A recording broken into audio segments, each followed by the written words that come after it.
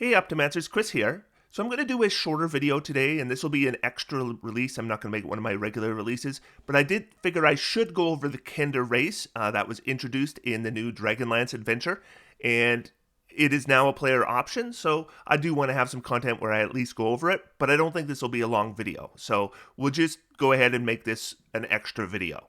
So if you don't know about the Kender, like the history of them in D&D, they're very divisive. So in the books, like the Dragonlance books, the Kender are comic relief. The idea is that they all steal. They compulsively steal from everybody, and then when they get caught, they play innocent. Oh, how did that end up in my pocket? Or, oh, you dropped that and I picked it up for you. But of course, they stole it all. They're stealing from everybody all the time. You can imagine how divisive that is when a player plays that character at the table, because it's no longer in a book. Now it's my character getting screwed over by another player who decided they were going to play a Kender and just kind of disrupt things. So I wasn't particularly thrilled to hear the Kender were coming back, I have to say. However, they have abandoned the whole compulsive stealing thing with the Kender. And I know in the Unearthed Arcana, they tried to kind of replace it with this idea that things would magically appear in their pockets, and they didn't choose for it to happen, and it wasn't thievery at all. And that didn't make sense to me. It didn't really follow the lore. So what they've done, actually, they've abandoned that part of the lore. They kind of suggest here, I'm just going to scroll down. Kender sometimes amass impressive collections of curiosities. Some might collect mundane knickknacks or relics for magical sites, while others might become professional thieves. And that's about it. So the whole compulsive stealing thing is gone, and you know what? Yes, it doesn't follow the lore, and that people are going to complain, well, here we are again with D&D not following the historical lore. Oh, good riddance. Good riddance. I am so glad that they haven't included that. You gotta understand, Kender were just awful to play with. Any player picked a Kender, everyone else at the table would groan because we knew we were going to have less fun because this person thought they were being funny, and it wasn't funny. It was just sucky.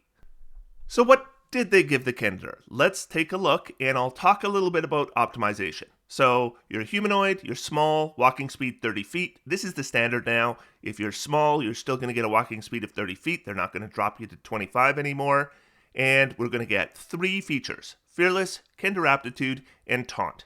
So Fearless, you have advantage on saving throws to avoid or end the frightened condition on yourself. If you fail a saving throw to avoid or end the frightened condition on yourself, you can choose to succeed instead. Once you succeed on a saving throw this way, you can't do so again until you finish a long rest. So yes, this does technically work a lot like Legendary Resistance, but it is limited to being frightened. So if you spend a day and you never have to make a saving throw against a frightened condition, then this isn't going to come up.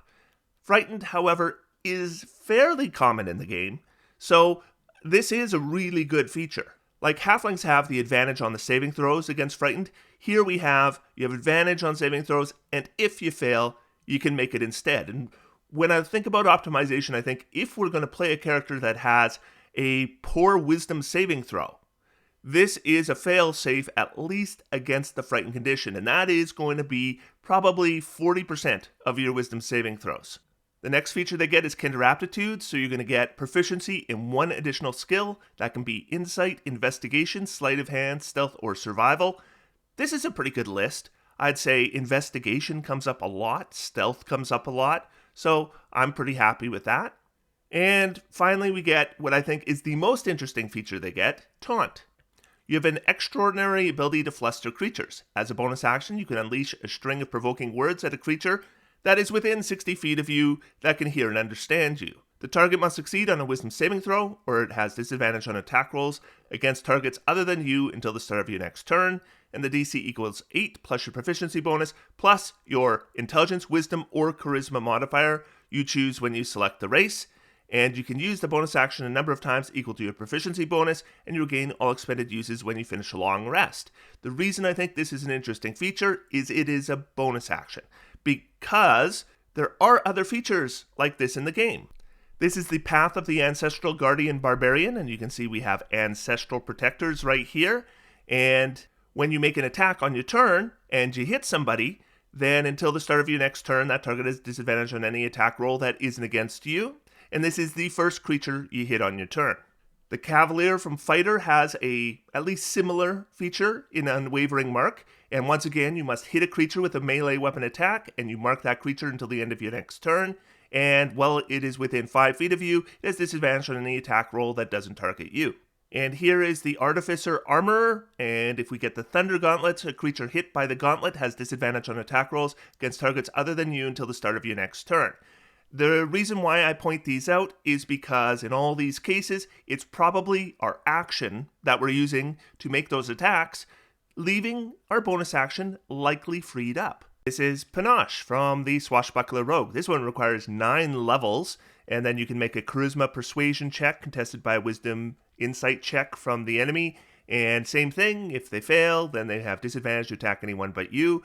And this is an action, and that should kind of jump out, is that this is an action, and hitting creatures with your Thunder Gauntlets is likely going to be your action. Hitting creatures with your Barbarian Weapon, likely going to be an action. Hitting creatures with your Cavalier Weapon is likely going to be an action. These features work terribly together, but they all work with a feature that uses your bonus action.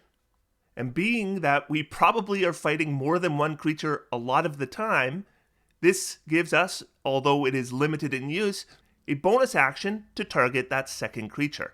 So where I think Kender could be really interesting is if you did want to make that kind of character.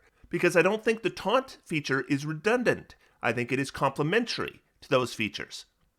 So if you made it like a really defensive style Kender, then you could combine something like the Thunder Gauntlets and Taunt. In fact, with the Thunder Gauntlets, you could use Intelligence to attack. With Taunt, you could use Intelligence for your DC, so you could really focus on one ability score.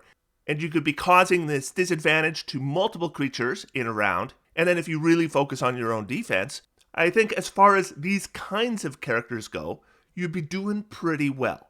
But just to sum up, first off, you don't need to be a compulsive thief. And I strongly suggest that you try something different with Kender for once, now that it's not built into the race anymore. Second, Fearless does allow us to some degree, treat our wisdom saving throws with less priority than we otherwise might have. And then the Taunt feature is going to benefit a character that has strong defenses, that does want to protect other party members, and this can combine with other features that do that. So that's what I think of the new Kender. Overall, I am a fan because I think this is a big improvement over what Kender might have been. I am okay with changing the lore when the lore is not fun. It is okay to change things if it makes things better. I think in this case, that's what's happened.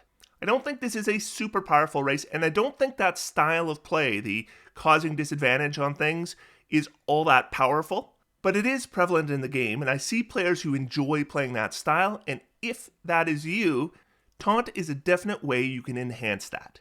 Let me know what you think of the Kender down below, but that's it for me today. I'm going to sit back, relax, and have some fun. D&D is for everyone. Thanks, everybody. Talk to you soon.